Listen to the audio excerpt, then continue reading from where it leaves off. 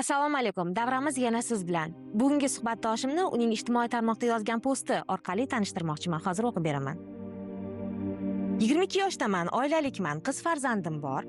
Yosh ona va kelin bo'lishimga qaramasdan ilm yo'lini tanladim. 8-mart kuni IELTSdan 8 ballni qo'lga kiritdim. Yaqindagina 16-o'rinda turuvchi Jon Hopkinsga qabul qilindim.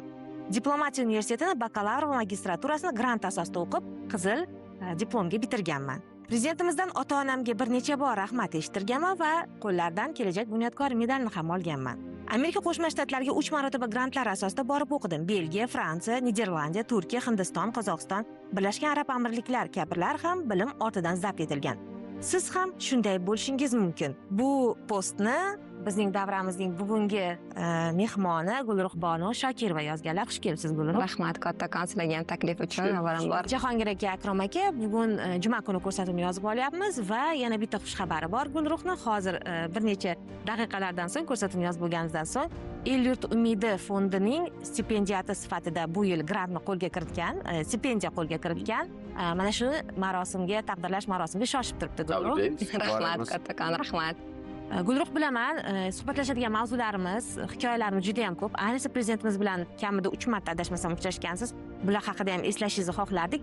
Lekin suhbatimizni mana shu El-yurt umidi fondidagi siz qo'lga kiritgan stipendiya haqida gaplashishdan boshlasak, jarayon qanday o'tdi? Bu yilgi tanlov qanday bo'ldi? Chunki men ko'rdim 10 mingdan ortiq nomzodlar topshirgan va atigi 210 tasi qabul qilingan. Shular safida borsiz. O'zi qanday stipendiya, nima uchun joriy etilgan, kimlarga beriladi? El-yurt umidi stipendiyasi hozirgi kunda shu top 300 talikka qabul qilingan iqtidorli yoshlarni moliyaviy tomondan qo'llab-quvvatlash maqsadida joriy qilingan prezidentimiz tomonidan va har yili 2 marta ochiq stipendiya tanlovi bo'ladi. Bunda nomzodlar o'zini hujjatlarini taqdim etadi. Bakalavr uchun, magistratura uchun va doktorantura uchun ham alohida o'zini kvotalari mavjud. Asosiy talab shu top 300 talik universitetdan qabul xati, IELTS sertifikati, masalan, magistratura uchun 7 dan baland bo'lishi kerak. Undan tashqari GRE, GMAT kabi xalqaro sertifikatlari bo'lsa, u testdan ozod qilinadi. Lekin bu sertifikati bo'lmasa, birinchi onlayn hujjat topshirgandan keyin test topshiradi. Test topshirgan, undan o'tgandan keyin bo'lsa, suhbat bosqichidan ham o'tadi va mana shu 3 bosqichli saraluvdan keyin agar g'olib deb topilsa, o'qishi bilan bog'liq hamma xarajatlar, kontrakti, yashash xarajatlari, biletlari, vizalar, umuman hamma xarajatlari, hatto kitob olishigacha bo'lgan xarajatlarini davlatimiz qoplab beradi. Va bu yilgi tanlovda deyarli 18 mingta nomzod ichidan faqat 210 taginasi g'olib bo'ldi. Va shularni ichida menga bo'lish ham nasib qildi. Mana shu 16-o'rinda turuvchi Jon Hopkins universiteti bilan. Hozirgi kunda El-yurt umidini 80% g'olibi top 100 talik universitetdan. Shuning uchun yoshlarga aytardimki, agar maqsadingiz El-yurt umidi bo'lsa, o'zingizni maqsadingizni kattaroq oling, yuqoriroq oling degan bo'lar edim. Chunki top 300 talik deb 299-universitetga emas, balki 1-o'rindagi, 2-o'rindagi, 3-o'rindagi universitetlarga hujjat topshirsa, menimcha bu dasturni g'olibi bo'lish oson bo'ladi deb o'ylayman. Mana bugun erta taqdirlash marosimlari bo'ladi, ota-onalarimizni chaqirishadi, sertifikatlar topshiriladi va hamma shu o'qishini boshlaydiganlar sentyabr oyida, avgust oxirida o'qishlariga xudo xolasa uchib ketishadi va shu o'rinda nasib bo'lsa men ham o'qishlarimni boshlash uchun Amerikaga Jon Hopkins universitetiga xalqaro munosabatlar yo'nalishida magistratura bosqichi uchun yo'l olaman degan umiddaman. O'zi tanlovdan tashqari ungacha bo'lgan yo'l muhimroqdir.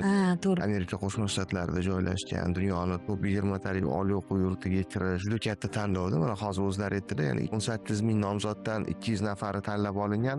Universitetga tasavvur paydo bo'lishi uchun bu O'zbekiston doirasida El-yurt umidi jamg'armasidagi tanlov jarayonida bu top 20 talik Amerika Qo'shma Shtatlarida joylashgan universitetda bu yer sharini hamma qit'alaridan 10 minglab talabalar ichidan eng munosibiga offer, ya'ni shartli qabul e'lon qilinishi ham bu katta natija. Asosiy masala ham o'tgan sonlarimizda ham gaplashdik. 10 yil davomida davlat rahbari tomonidan amalga oshirilgan o'zgarishlar, qilingan ishlar, islohotlar natijasi odamlarning hayotidagi kim uchundir balki kichkina ko'rinar, kim uchundir o'zi sodir bo'lishi kerak bo'lgan voqea bo'lib ko'rinar, lekin misol uchun xalqaro darajadagi yuqori universitetlarga kirish darajasini oshishi va eng muhimi o'tgan sonda ham Jahongir aka aytgandek, bu avlodda qo'rquv hadi kompleks kamroqda. Katta maqsadlari bor. Undan ko'ra balki shu yerda O'zbekistonda o'qisam nima qilardi? Biz ham topshirgan paytimizda 10 taga yaqin xalqaro universitetga topshirib, to'liq grant faqat bittasidan kelgan.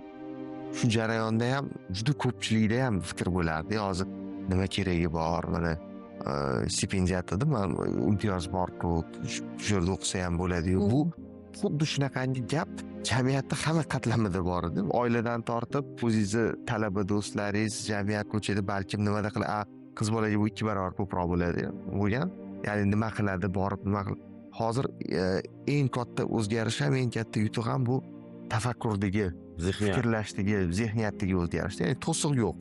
Bir millatni o'rganmoqchi bo'lsang, eng tez natija beradigani uni orzulari haqida so'ra degan gap. Misol uchun bir millatdan so'rasangiz, orzusini non bo'lsa, yoki tinchlik borku bo'lib hozir tursa. dunyoda orzuying nima desa to'yib ovqatlanish deydigan nechta millat bor? Yoki orzuying nima desa bir kun tinch uxlasam, farzandlarimni bag'rimga bosib degan orzusi. Mana orzuying nima desangiz, darrov o'sha millatni umumiy hozirgi holati, tarixi, kelajagi, bugungi kun hammasi ochiladi-da. Orzuying nima desa, to'y qilish, to'ydan boshqa orzu havasga yo'l berilmagan millat edikda. Bugun men podkastimizni boshida to'lqinlarni Gulruhbonuni gapirayotganini eshita turib o'ylayapman-da, Gulruhbonning yoshida men nimani orzu qilardim? 22 yoshda. 22 yoshda nimalarni orzu qilardim? Misol uchun, juda tor edi-da, Akrom. Shunaqasi. Juda tor orzularimiz bor edi va katta orzular qilib biz bunga munosib emasmiz degan xulosa ham bor. Albatta. Hozir mana yoshlarimiz qanaqadir bir 2 daqiqa ichida gapirib tashlagan gapingiz menga bir butun umrga bir Tatiydigan tatiydiganda natijalar. farzandlarimiz, ayniqsa qizlarimiz nimalarni orzu qilishyapti va erishishyapti-da. O'zi aslida mana shu bosqichma-bosqich 10 yil ichida bo'lgan ish, katta ko'lamdagi ish sezilmadi. Hozir go'yoki bir 100 yildan beri biz bilan Shunaqa hayot shunaqa hayotda yashayotgandaymiz, lekin aslida xolisa tom ma'noda, xolisa haqiqiy ma'noda mo'jiza-da. Mana shu avlod nazarimda kelaylik tan olaylik, bu biz emas.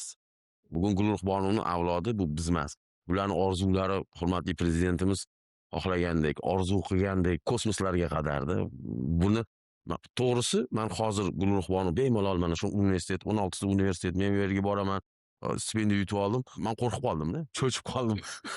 Nimalar haqida gapiryapti? Ya'ni oldin ham ommaviy axborot vositalarida ham muhokama qilinardi, odamlarni og'zidan ham eshitardik. Misol uchun Aziz Sanjar Nobel mukofoti olganda, yoki O'rxon Pamuk O'zbekistondan ham, Markaziy Osiyodan ham qachon chiqadi mukofot. Hozir aytilgandek, u mukofotni olishni birinchi sharti uni orzu qila olishda, maqsad qilib olish. Mana fursatimiz doirasida bir 2 ta mehmonimizdan o'zimiz eshitdik. Farg'onalik Dilafruzdan, bundan bir 2 ta son avval yozdik. E'zoz akadan o'zlari ilmiy faoliyatini eng boshdan turib, men shu faoliyatimni natijasi o'laroq shu O'zbekistonga o'zimning sohamda Nobel mukofotini olib kelaman deb maqsad qo'yishni o'zi bu mukofotga kafolatlaydigan birinchi qadamlardan biri.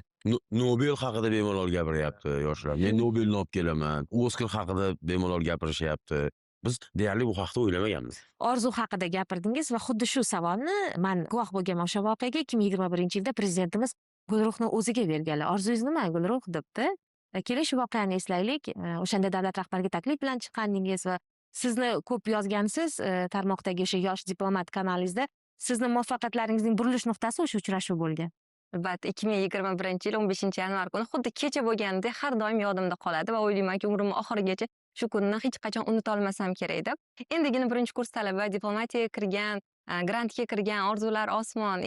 Yunusobod tumaniga davlat rahbarimiz tashriflarida meni ham chaqirib taklif bildirasiz deb prezidentimiz mendan nima taklifingiz bor deb so'raganlarida to'g'risi hayajonimdan hatto yuzimda maska bo'lgan, Covid payti uni yechmagan ham bo'lganman. O'sha bilan gapirganman. Shunchalik hayajonim kuchliligidan birinchi qatorda o'tirganman. Qachon uchrashuv boshlanib, qachon uchrashuv tugaganini sezmaganman. U aytishdi 5 soat bo'ldi uchrashuv. Men 5 soatni sezmadim ham.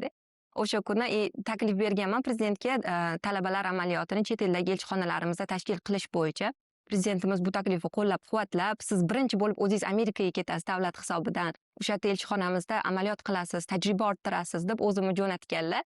Va men o'sha yoqqa hali katta kurs bo'lmay turib borib, amaliyot qilib, diplomatlar bilan birgalikda bir stol atrofida o'tirib, shu uchrashuvlarda qatnashib, muzokaralarda, elchixonamizda yashab, masalan, diplomatlarga berilgan hamma imkoniyatlardan foydalanganman va bu tajriba men uchun shu kelajagimni aniq qo'yib olishga, mana shu prezidentimiz shuncha necha million yoshlar orasida bu imkoniyatni menga berdilar va bu imkoniyat kimdir aytadi bu katta baxt, lekin bu baxtni orqasida katta mas'uliyati borligini o'shandayoq his qilganman. Undan keyin yana prezident bilan uchrashib, saylovchilar bilan bo'lgan uchrashuvlarida hali siz katta elchi bo'lganingizda biz birga boshlagandik deb eslash menga ham nasib qilsin deganlik. Bu gaplari ham men uchun haligacha qulog'imda jaranglab turadi-da. Prezidentni o'zlari elchi bo'lishingizga tilakdoshman deganlari. Qanaqa qilib men bunga loyiq bo'la olmayman degan maqsadda shu elchixonamizda amaliyotim davomida ham elchimiz tomonidan O'zbekiston va AQSh munosabatlari o'rnatilganligining 30 yilligi esdalik nishoni bilan taqdirlanib, tashakkurnomalar, tavsiyanomalar bilan hamma muzokaralarga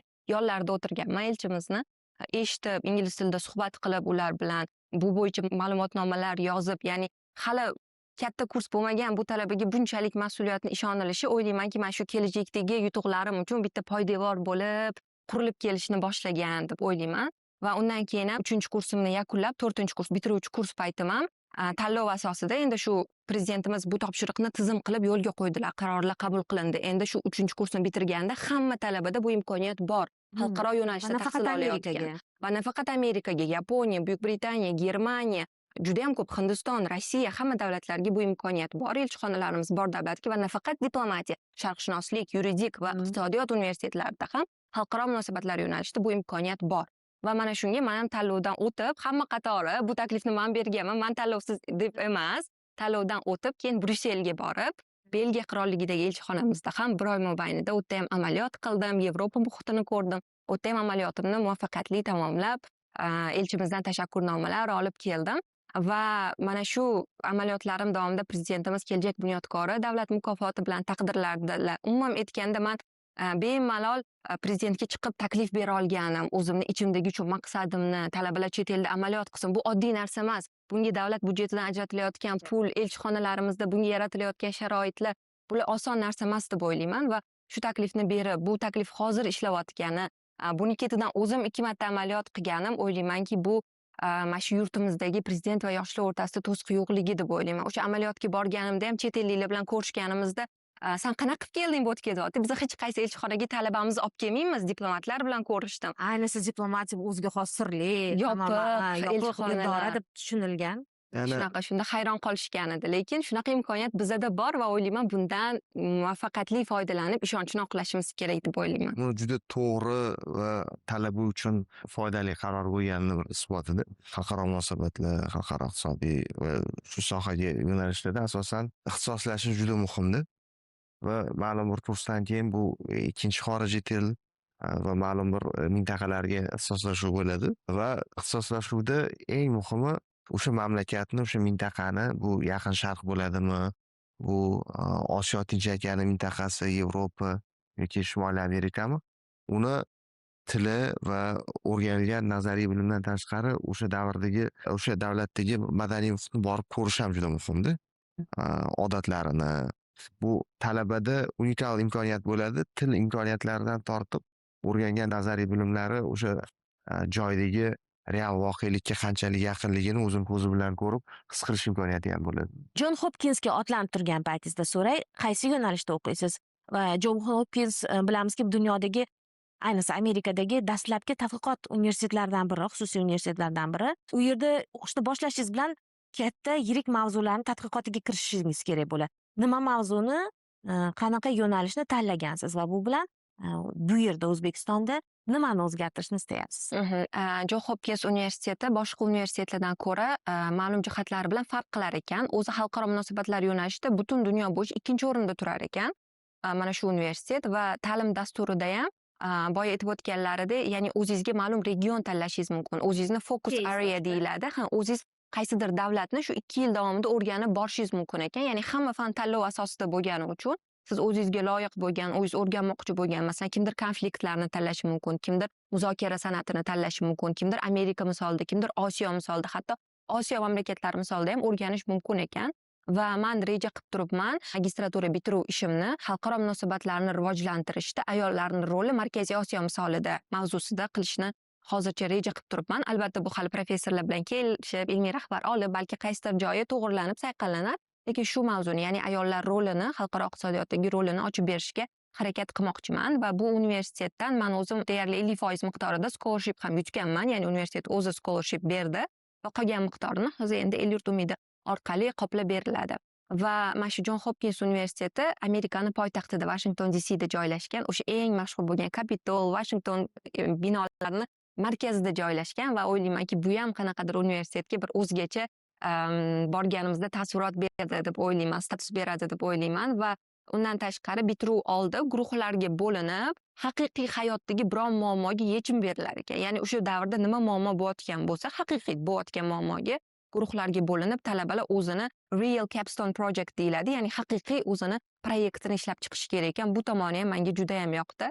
Va nima desam ekan, hozir o'zim bu yerda bo'lsam ham xayolan o'sha yerda nima qilaman, qanaqa o'qiyman, qaysi fanlarni olaman, nima qilaman degan narsani, ya'ni shu O'zbekistonni nomidan ketyapman. Juda ham kam Jon Hopkinsda o'qiydigan talabalarimiz va o'ylaymanki, shu O'zbekiston nomidan borgandan keyin buni ishonchni oqlash kerak. Ya'ni davlat puliga ketyapman, xalq puliga ketyapman. Shuncha million xalqni to'lagan soliqlariga ketyapman bundoq qaraganda va Nomida ham o'ylaymanki, obrazli juda katta mesaj borda. El yurt umidi. Senga umid Mana, qilishyapti. Tasavvur qiling, bir katta oila bor. Katta oila. Hamma har xil ish bilan shug'ullanadi. Farzandlar ham turli yo'ldan ketadi, lekin butun oila misol uchun borini yig'ib mana shu bitta farzandini o'qitadi-da. Ayniqsa qishloqlarimizda bunday voqealar ko'p. Ko'p shunaqa. Va xalqimizni bitta ayniqsa onalarimizni bir so'zi bor. Man shaxsan ham onamdan shu so'zni eshitganman. Menda ham shu 4 ta farzanddan faqat bor umidimiz sendan bolam. Yoki otangni ham, meni ham bor umidimiz sendan bolam. Bu juda katta mana shaxsan meni hayotimda mana shu so'z eng haligi mayoq, har doim o'ngga, chapga ketib qolmasligim uchun, to'g'ri yo'ldan maqsad sari yurishim uchun mana shu so'z yetarli bo'lgan. Bor umidimiz sendan, ya'ni butun oilani-da mana shu xalqimizni yuragidagi gapni davlat rahbari butun bir jamg'armani nomiga kelish, el yurt umidi. Mana 18 ming da'vogardan 10 taginasi. Men aniq ishonaman, mana shu 18 ming da'vogar yigit qizlarimizning hammasi iste'dodli. Albatta. Hammasi. Bu tanlov ularning iste'dodiga qo'yilgan tanlov emas. Imkoniyatimiz. Mana shu katta oilani imkoniyati mana shu farzandga yetganda, Yana eng muhimi bu yerda bu tanlovda qatnashayotgan 18 ming talabani mutlaq ko'pchiligi qisman shartli yoki to'liq bir O'qishga kirgan, kafolat chekirgan. xati olgan xorijiy oliy o'quv yurtlarida, ya'ni o'qishga kirgan. tanlovda qatnashish talablari ham juda yuqorida. Buni 18 ming Shunday nomzod bolamiz bor degani. tasdiqlagan. Mana ko'ryapsizmi? Bu hozir gapingizdan ta'sirlandim. Bu butun elni, yurtni umidida mana o'zi aslida hurmatli prezidentimiz aytayaptilarki, obrazli qilib. Bor umidimiz sizlardan bolalarim degan gap bordi. Kecha savol bor edi. Akrom aka, mana shu fond avval ham ishlagan. Eng katta muammo, bugun ochiq aytaylik, mana shu talabalarni vatanga qaytishi edi-da. Juda ko'pi qaytmagan, o'zini boshqa yerda qidirgan, chunki vatan bilan bog'liq o'zini hadiklari yoki orzu-umidlari bilan bog'liq qandaydir ishonchsizligi bor edi. Mana shunga ham e'tibor qaratmoqchiman. Bugun Gulruhbonovaga o'xshagan yoshlarimizni, bugun el yurt jamg'armasi orqali o'qishga ketayotganlarni eshita turib, vatanga qaytasizmi degan savol noto'g'riligini ham bilyapmiz. Bu Bermay savol ham chiqib qo'ydik. ketdi. Bermay ham qo'ydik. Chunki aniq bularning vatanparvarligi ham kuchli. Vatani bilan bog'liq har bir orzusi, maqsadi. Bo'yicha tanlov shartlari ham mavjud. Mana hozir mavzuni davom ettiribdi. Ya'ni 18 ming kamida aslida bu bir necha varaqli yoshlar xorijni oliy o'quv yurtlariga talaba sifatida tavsiya etilganda. Ya'ni kimdir ha bularning hammasi top 100 talik, top 300 talik oliy o'quv yurti emas, lekin ta'lim darajasi, yoshlarning orzusi, salohiyati shu darajaga yetib bordiki, O'zbekiston yoshlari bemalol xorijni istalgan oliy o'quv yurtiga talaba sifatida o'qiy oladigan va xorijda ta'lim olgan yoshlar bilan barobar akademik natijalarni ko'rsatish darajasiga ham yetdi. Va yana eng quvonarlisi, uni suhbat boshida gaplashdik, ya'ni hozir davlat rahbari tomonidan amalga oshirilgan ta'limdagi eng katta islohotlardan biri mana qizlar magistraturaga o'qishga kirsa tekin yoki eng muhimi, mana men o'zim oliy o'quv yurtiga kirganda ta'lim krediti qanaqa bo'lishini men juda o'qiyman, kursdoshlarim misolida ko'rganman ta'lim krediti qanaqa bo'lishini. Mana hozir qizlarga beriladigan ta'lim krediti o'zi shundoq ham 7% qayta moliyalashtirish stavkasidan past. Va bundan tashqari u ta'lim kreditini qaytarish 4 yildan keyin o'qishni bitirgandan keyin boshlanadi. Ya'ni bir necha yilga bo'linganda. Mana Jahongir aka aytdilar, oilada bir necha farzand bo'lsa, kasbdan umid qilinishi boshqa. Endi bu O'zbekistonda emas, butun dunyoda uchraydigan holat, case. kuzatilgan, ya'ni oilada bir necha farzand bor, o'g'il, qiz va ularni faqat bittasiga ta'lim berishga bir moliyaviy imkoniyat bo'lsa, mutlaq ko'pchilik holatda o'g'il tanlanadi. Bu tabiiy iqtisodiy motivlar Ratsional. asosida, ratsional fikrlar asosida. Lekin yuqori minbarlardan turib, hurmatli prezidentimiz bir necha bor ta'kidlaganlaridek, bu qizlarni o'qitish bu millatni tarbiyalashga qo'yilgan qadam.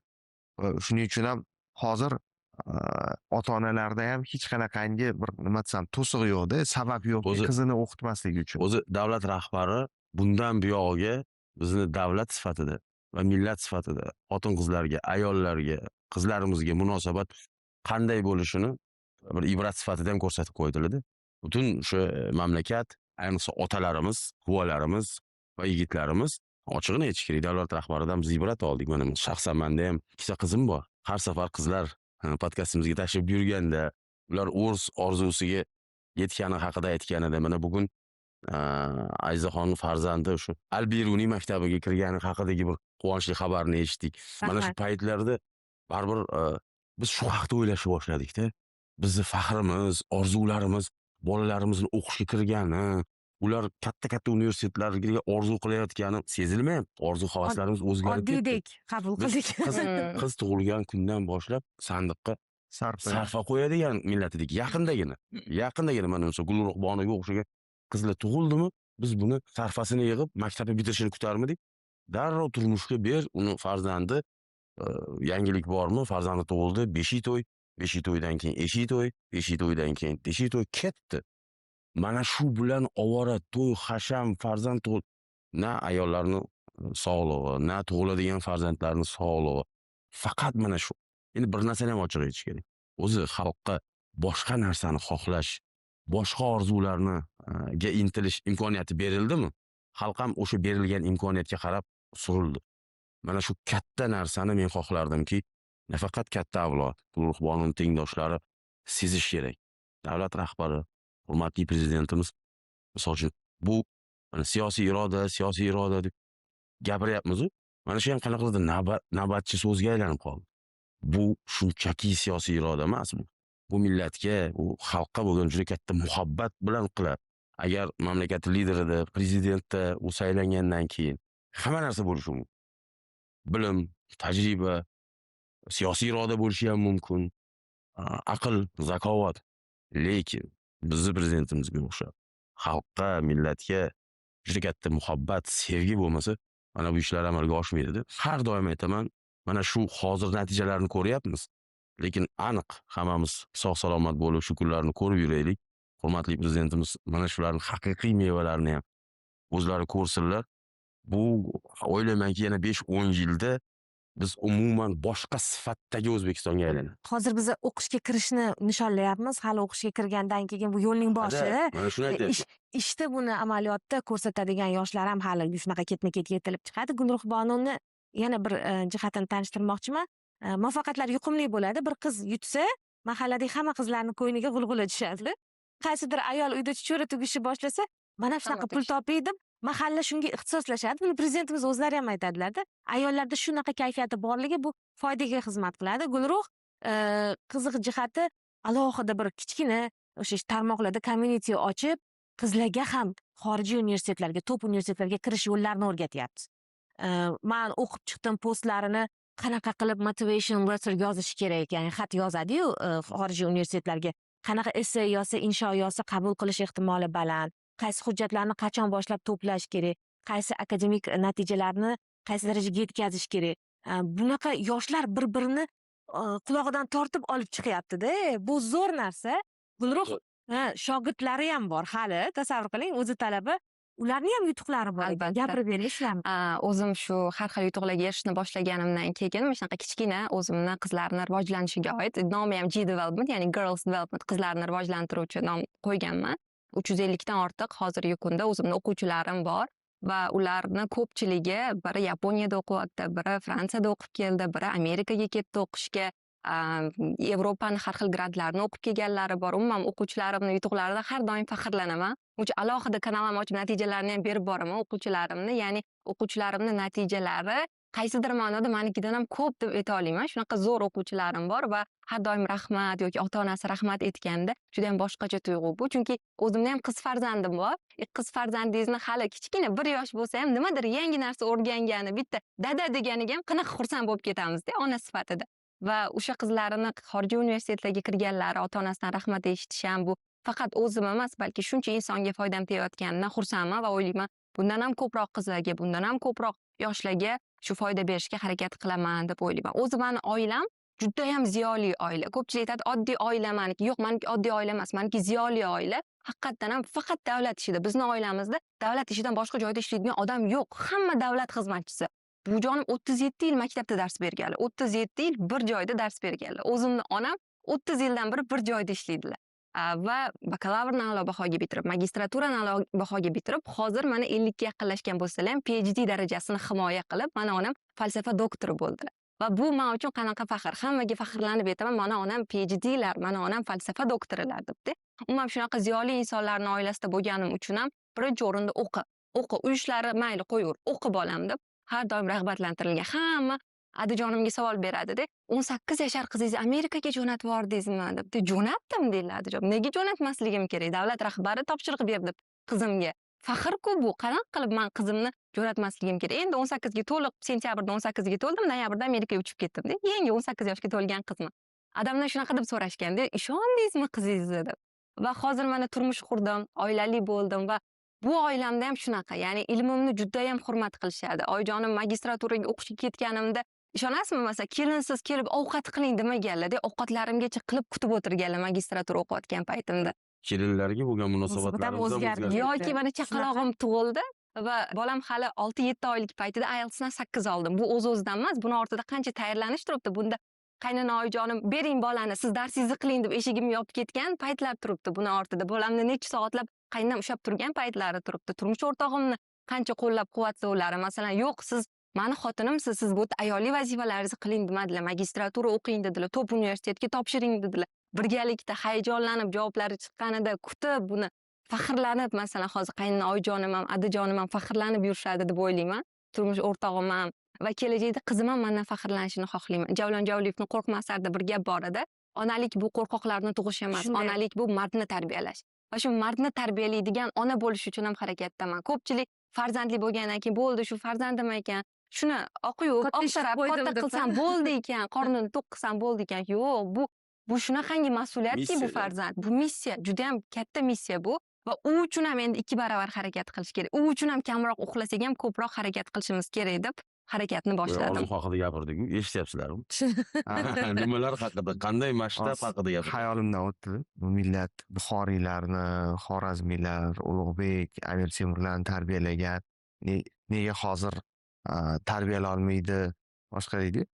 Bu narsani aniq tushunish kerak edi. Xuddi oldingi avloddagi fikrlaydigan, ro'zg'or tutumidan tortib, bolalarga munosabat, ilmga, hayotiga munosabat bir xil bo'lsa, o'zidan oldingi avlod bilan, undan keyingi avlodda ham hech narsa o'zgarmaydi. Shunaqa. Va qaysidir vaqtda, o'zgarish vaqtida xuddi shunga o'xshagan tafakkurli odamlar kerak. Ya'ni bir qo'rquv bor edi. Hali ham bor. Misol uchun, agar qiz bolaga imkoniyat bersang, uni orzulariga yo'l bersang, Qaytimi u yo'q. ertaga ona-ku, onalik vazifalari nima bo'ladi? Mana hozir eshityapmiz. U chet elda o'qish, grant yutish, elchixonalarda malaka oshirish, katta orzular bor-da, Gulruhbonim. O'z-o'zidan ona sifatidagi vazifalari haqida gapir. mana juda muhim kalit so'zda. 18 yoshga kirgan qizingizni Amerikaga ishonib yubordingizmi degan narsada. Agar o'sha holatda xuddi men otam qilgandagi mahalla nima derkan, qarindosh nima deydi, ertaga deganlarda. quda bo'lishim kerak degan fikr xuddi oldingi avloddagi qolganda edi. Bundan keyingi natija ham o'sha o'rta miyona va undan ortiq bo'lmasdi. Eng muhimi, biz ko'p gaplashdik, o'sha zehniyatdagi ijtimoiy stereotiplarni ham o'zgartirishdi.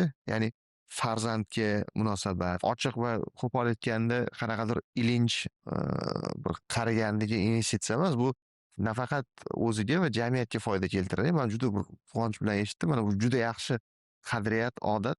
Muvaffaqiyatga erishgan odam yana o'nlab, yuzlab qiziquvchilarga yordam ko'rsatma berib, ularni ham xuddi shunaqangi muvaffaqiyatga erishishga yordam berishi juda muhimda. Nega biz ko'p gaplashamiz, xorijdagi vatandosh ham xuddi O'zbekistondagi vatandoshdagi mamlakat uchun yordam beradi, foyda beradi va eng muhimi, qachonki o'sha universitetlarda dars beradigan, o'qiydigan talabalarimiz ko'p bo'lsa, bu avtomatik tabiiy ravishda bir necha karrasiga ko'paytiradi O'zbekistondan keladigan yoshlarni ham, O'zbekistondan keladigan talabalarni ham. Ular misol uchun xorijda istiqomat qiladimi yoki xorijda tahsil oladimi? Umuman xorijdagi vatandoshlarimiz bizni mana shu bitta elchimiz bor. Lekin Joylarda ular ishtirokidagi joylardagi minglab, millionlab elchilarda ular Madaniyatimiz tashuvchilar. albatta madaniyatimizni, umuman millat sifatidagi bir imijimizni yaxshilaydigan, siz ta'kidladingiz, qiz bolani yuborib bo'ladimi misol uchun. Bu oddiy misol. Biz ayollarimizga, qizlarimizga bo'lgan ishonchimizda bu elementar ularni o'qitish mumkin yoki ularga investitsiya qilish mumkin emas. Ishonmaganmiz. Gulruh, mana siz yosh diplomatsiz, amaliyotga kirishingizga bir necha yillar qoldi. Men savol bermoqchiman. Prezidentimizni faoliyatlarini shu o'qishga kirganingizdan beri, ayniqsa tashqi siyosatdagi faoliyatlarni chuqur kuzatib borayotgan bo'lsangiz kerak, davlatimiz rahbarining diplomatiyadagi faoliyatlarini. Endi yosh diplomat sifatida kuzatuvlaringiz bilan bo'lishsangiz, Bryusselda bo'ldingiz, Yevropa bilan biz qanday aloqalar olib borayotganimizni case study qilayotgan bo'lishingiz mumkin yoki AQSh bilan bog'liq shu paytgacha hech qachon ko'rilmagan darajadagi munosabatlardamiz. Markaziy Osiyo haqida Markaziy gapirdilar. Osiyo bo'yicha tadqiqot olib bormoqchisiz. Qandaydir katta informatsiyalar to'plab qo'ygan bo'lsangiz kerak. Ozgina endi bizga ham bo'lishsangiz, o'zingizni mulohazalaringiz diplomat sifatida. Endi yosh diplomat sifatida aytadigan bo'lsam, hali o'zimni diplomat sifatida aytolmayman. Bu uchun ancha tajriba kerak, lekin kuzatuvchi sifatida kuzatuvlarimni aytadigan bo'lsam, O'zbekiston ochiq davlatga aylandi. Hozirgi pragmatik siyosat natijasida o'ylaymanki, hamma mamlakatlar bilan munosabatlarimiz, ayniqsa shu qo'shnilarimiz bilan bo'layotgan munosabatlarimiz oldingidan ancha yaxshilandi deb o'ylayman. Chunki biz yopiq edik. Hozirgi kunda qo'shni mamlakatlarga chiqishlar ham oddiy fuqarolar uchun pasport rejimlarini soddalashtirilishi, bular hammasi, masalan, Qirg'izistonga tashriflaridan keyin shu pasport rejimini yana ham soddalashtirishni aytganlari yokida mana shu oliy davlat mukofotlari bilan davlat rahbarimizni taqdirlanganliklari, bu bitta davlatda emas, bu bir nechta davlatda buni ko'rdik. Yevropada, Osiyoda, hamma yerda. Bekorga emas-da bu narsa. Yoki shu AQShga bo'lgan tashriflaridan keyin Donald Tramp ham mani do'stim sifatida deb gapirganlari bu gapni, real good friend of mine dedi-ku. Ya'ni bu Prezident gaplar Mirziyoyev bir so'zli shu gaplarni AQSh rahbaridan eshitish masalan. Men o'ylaymanki, bularning hammasi mana shu mamlakatlarga ochilganimiz, endi yopiqlik davri tugaganligi, biz ham shu qo'shilib, rivojlanib, O'zbekiston shunaqa mamlakatki, double landlocked deyiladi, ya'ni umuman dengizga ikki marta yopiq, dengizlarga suvga chiqish imkoniyatimiz yo'q. Bu bizani qaysidir ma'noda cheklayapti. Endi bu cheklovni nima bilan ustuni bosamiz desa, xalqaro munosabatlar bilan. Mana shu davlatlar bilan bo'layotgan iliq munosabatlarimiz bilan, elchixonalarimizni faoliyati bilan, mana shu o'qishga ketayotgan yoshlar yoki O'zbekistonga jalb qilinayotgan yoshlar. Endi el yurtimizga yangi missiya ham qo'yildi o'zi. Faqat yoshlarni, o'zbek yoshlarini chet elga yuborish emas, chet el yoshlarini O'zbekistonga kelganda O'zbekistonda grant berish imkoniyati. Ya'ni boshqalarni ham biz jalb qilyapmiz deb o'ylayman. Va mana shu siyosatlar, davlat rahbarining turli davlatlarga davlat tashriflari, masalan, hech bir oy yo'qki, ular O'zbekistonda, faqat O'zbekistonda qolgan. Shuncha mamlakatga chiqib davlat rahbarlari bilan ko'rishganlari, shuncha narsalarning imzolanishi yoshlar uchun, bizneslar uchun, tadbirkorlar uchun yoki vazirliklar uchun, bularning hammasi o'ylaymanki, mana shu davlat rahbarimizning oqilona siyosatlari natijasida va shu sabab ham bizga ochilyapti mamlakatlar. Bizda bu tomonlama siyosat olib borilayotgani yoshlarga imkoniyatni ochyapti. Ya'ni bu faqat davlat darajasida emas, buni kelajakdagi mevasini biz yoshlar totyapmiz deb ayta olaman. Hozirgi ta'kidlab o'tilgan tashqi siyosatimizdagi eng katta yutuqlar bu Markaziy Osiyoni birlashishi, bu nafaqat davlatlar o'rtasidagi munosabat va xalqlarni ham birlashtiradi. Eng muhimi, davlatlar o'rtasidagi munosabatlar bilan bir qatorda o'zi eng mustahkam bir integratsion birlashmalarni yutug'i bu xalqlarni ongida, zehniyatida umumiy mintaqaviy o'zlikni shakllanishida. Ayniqsa bu yoshlar o'rtasida. Buni misol uchun fikrimni tasdiqlashlari mumkin. So'nggi yillarda bir necha formatlarda ham ikki tomonlama, ham Markaziy Osiyo yoshlar forumlari va faqat O'zbekistonda xuddi shunga o'xshash tadbirlar Markaziy Osiyoning barcha mamlakatlarida o'tkazilyapti. Bir-birini faqatgina do'st, hamkor, raqobatchi emas, do'st, hamkor sifatida biladigan yoshlar sifatlarini rivojlanish. va mintaqa sifatida o'zini anglaydigan yoshlar qatlami shakllanishi bu ertaga bo'ladigan integratsion tuzilmalarni ham bir mustahkam poydevorini ta'minlab beradi. Bu hozir dunyoda kuzatilayotgan, mintaqalarda kuzatilayotgan xavf xatarlarga eng yaxshi immunitet hammasi. Butun Markaziy Osiyo davlatlari alohida davlat sifatida ham rivojlanishi, lekin mintaqa sifatida rivojlanishi, ayniqsa g'oyaviy nuqtai nazarlardan hozirgi kechayotgan jarayon bu aslida mana shu xavf xatarlardan ham ertaga qo'rqmasdan o'ziga ishongan bir mintaqa sifatida o'sishiga sabab bo'ladi. Yana quvonarlisi Jon Hopkins universiteti to'g'risida, uni bir reytingi, mavqei to'g'risida aytib o'tdilar.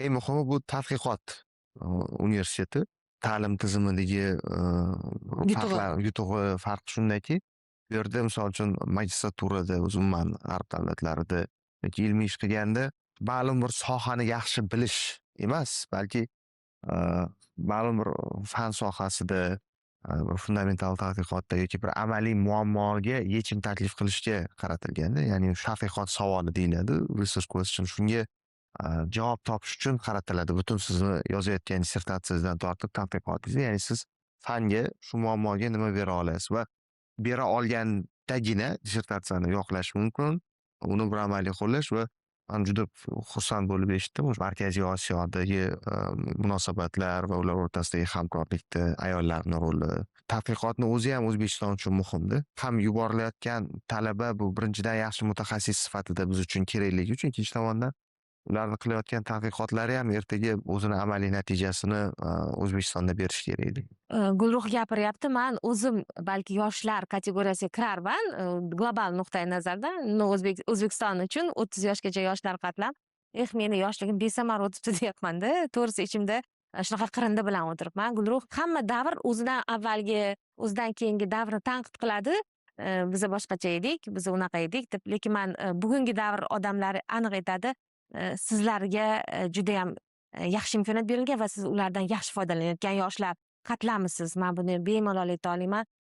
O'zbekistonda agar 100 mingdan ortiq yoshlar xalqaro til sertifikatlariga ega ekanligini eslasak, O'zbekistonda 1000 dan ortiq yoshlar dunyoning eng zo'r universitetlariga o'qishga qabul qilinganligini va o'qiyotganini eslasak, yiliga 500 nafar yoshlar xalqimizni byudjetiga, peshona teriga to'plangan mablag'lar prezidentimizni tashabbusi orqali dunyoning eng zo'r tadqiqot markazlarida, aql markazlarida tahsil olib, yangi g'oyalar bilan yashayotganini eslasak, haqiqatdan ham o'sha biz orzu qilayotgan, biz kutayotgan zo'r O'zbekiston, yangi O'zbekistonni qurish imkoniyati borligini, shu pallada turganimizni yana bitta ichimizda his qilamiz, ishonamiz. Kichik qo'shimcha, hozir avgust oyida yozib olyapmiz. Balkim siz kirgan payt o'zgargan, biz uchun avgust bu dahshatidir. imtihon. Bizni paytimiz ana shunaqa. Xuddi bu nimaga o'xshatadi? Hayot mamot masalasi. Qadimgi Xitoy o'zi meritokratiya davlatda, ya'ni davlat xizmatida uni bilimlariga qarab baholash va o'sish tizimini o'zi asosi qadimgi Xitoyda shakllangan. U konfutsiylik ta'limotini asosi ham shunda. Va butun Xitoydan 1000 yillar davomida poytaxtda o'sha imperatorlik xizmatiga kirish uchun minglab, balkim davrlar bo'lgan bo'lsa 10 minglab talabalar kelib bir hafta imtihon topshirishgan. Juda bir stress jarayon bo'lgan, unga bir umr tayinlanadi va unda yiqilish keyinchalik hayotini balkim o'zgartirib yuborgan o'nlamaga. Mana bir necha misollarni aytaylik. Men ham o'zim ko'zim bilan ko'rganman. Bir birinchi, ikkinchi kursimizda qabul komissiyasida ishlaganmiz. Birgina o'sha bankomatdan beriladigan kichkina guvohnomadagi muhrni mavjud emasligi uchun oxirgi kuni Surxondaryoga yoki Xorazmga borib kelishga majbur yoki umuman hujjatini qabul qilmaslik holatlari bo'lgan. Keyingi bu bola kelmasligi ham mumkin. Mana hozir shuni avgustda o'ylab hayolimga keldi. Ayniqsa-chi, Akrom, bilasizmi, o'sha ijodiy imtihonlarda yoki o'sha test imtihonlarida asfaltlarda, yerlarda, skameykalarda o'tirgan onalar, buvilar, viloyatdan kelgan. Mana shu atmosfera ko'z oldimda. Demak, oldindan bilardik. Telefonlar o'chirilgan, dollar narxi ko'tarilgan, korrupsiya hamma yoqda, har xil X variantlar, janjallar. Hamma biladi, hamma biladi. Oshkora qotillik qissasi deydi. Butun havodan bir obrazli o'zi bir bosimli hidi keladigan. Bosimli hidi, haqiqatdan. Holat edi. Mana hozir ko'rsatuvga tayyorlash uchun o'zim uchun qiziq edi, bir statistikani ko'rdimda. Qisqa muddatda 9-10 yil. Oliy o'quv yurtlarining soni bir o'rtacha 70 tadan hozir 210 dan ortdi. Shunaqa. ularni bir 30 dan ortig'i xorijiy universitetlarni filiallari. Ya'ni qamrov bizni esimizda o'qish bitirganimizda bu hamma juda ko'p oliy o'quv yurtlarida bo'lgan bo'lsa, rektor bizga birinchi aytgan gapi O'zbekistonda faqat 8-9% ga yaqin qamrov bor.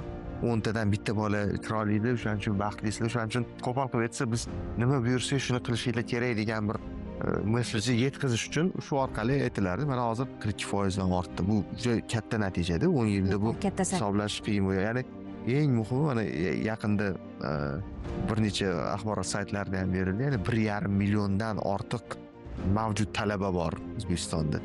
Ya'ni bu 90-yillarni boshiga solishtirsa 3 barobar ko'p ekanda. Ya'ni paxta teradigan millatdan o'qiyotgan, ilm bilan shug'ullanayotgan millatga o'tdik. ular majburiy mehnat yoki paxta bilan bog'liq majburiy mehnatga jalb qilinmaydi umuman. Bilishmaydi. Bilmaymiz biz ham. Mana bilmaymiz. Va Sizlarga umuman begonada. yo'q, Paxta degan narsa begona. Ertak. hozir aytilgandek bu albatta natijasini beradi. Albatta. 5 yil, 10 yilda va bunda bu Beri boshladi desak ham bo'ladi. boshlanadi va bu oliy o'quv yurtlaridagi qamrovni, unga beriladigan e'tiborni yanada oshirib borish xuddi 5-10 yil va undan keyinroq bir juda katta hosil beradigan daraxtni parvarish qilish bilan barobar. Investitsiyada. Azizaxon, so'nggi sonlarimizda ko'proq yoshlar mehmon bo'lib qatnashishyapti va deyarli barchasiga so'ngida shunaqa savol beryapmiz-da. Orzuyingiz nima? Rejalaringiz nima? Mana misol uchun bir yosh olimimiz aytdi, men O'zbekistonga Nobelni olib kelmoqchiman. Biz kutamiz-da endi. Biz shunaqa niyat qildik.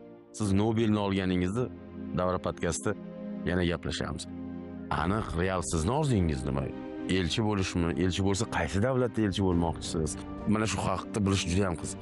Shu paytgacha o'z orzuying nima? Eng kattasi top universitetga qabul qilinib o'qish derdim. Lekin hozir bu orzuim amalga oshish уже yoqasida oshib bo'lgani uchun endi hozir uzoq muddatli orzuyim, shu motivatsion xatlarimda ham universitetga yozganman. Uzoq muddatli orzuyim ayol elchi sifatida mana shu mamlakatimizni rivojlantirish, mamlakatimizni imijini xalqaro maydonda yanada yaxshilash degan maqsadda, ya'ni shu elchi bo'lish umididaman, harakatidaman. Bilaman bu oson emas. Elchilarimizni ko'raman, ishladim birgalikda. Bu juda qiyin narsa. Bu juda siz bitta inson bo'lib orqangizdagi shuncha million xalq nomidan o'sha davlatda ish ko'rish bu juda qiyin narsa va o'ylaymanki, mana shu darajaga yetarli bilimlarni egallab, tajriba egallab, bir kun prezidentimiz aytganlaridek katta elchi bo'lishni orzu qilaman. Va shiddatli O'zbekistonga, ayniqsa tashqi siyosatda juda faol bo'lgan, juda ham vazmin, ham juda shiddat bilan ish olib borayotgan mamlakatga shunaqa kadrlar ham kerak. Iloyim niyatingizga yeting. Iloyim xalq kutayotgan o'sha xalqi uchun yonadigan, ich kuyadigan, vijdonli, halol elchilarimiz safi kengaysin. Ular safida albatta siz yoshlar to'ldirasizlar. Menimcha bugungi suhbatimizni mana shu eng yoqimli nuqtasi ham shu bo'ladi. Sizni hozir biz taqdirlash marosimini kuzatib qo'yamiz. Yutuqlaringiz boshlanishi bo'lsin va Davra podkastga kelib aytadigan yana ko'p xush xabarlaringiz bo'lsin. Rahmat kattakon, e'tiboringiz uchun rahmat. Sizni vaqti kelib mamlakatimiz xorijdagi ayol elchisi sifatida Davra podkastga taklif qilish va suhbatlashish nasib qilsin. Unda savollarimiz yana jiddiyroq bo'ladi, chunki natija so'raymiz. Siyosatni muhokama qilamiz. Xudo xolasa. Sog' bo'ling. Rahmat. Xush kelibsiz.